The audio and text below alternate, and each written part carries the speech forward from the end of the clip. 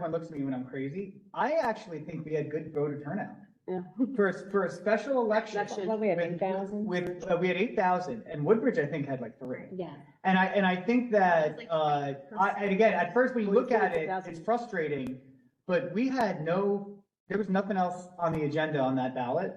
And to be honest with you, it has been brought to my attention that the November election, I mean, when you talk about 520 votes, and again, I don't want anyone to think that this is just me providing insight to what I've seen in the data. This is not a commitment to November referendum. No. You know, 520 votes or whatever it ended up being after it shook out. You know, you're changing 250 people's minds. Right. You know, when you flip a vote.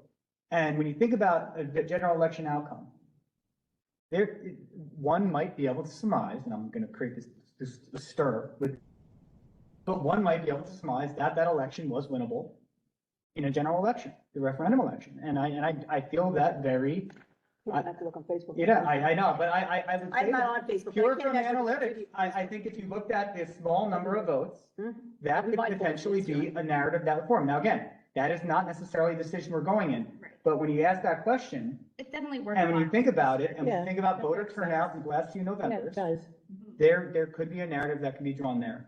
I don't know if that's what the town wants. I don't know if that's what this administration wants right now. But when you look at that small margin of votes, 8,000 turnout in a special election, I see a town that's very interested in casting their say. And I think there's going to be an exceptional turnout in November. And I don't know when you have a small margin like that. How it would go.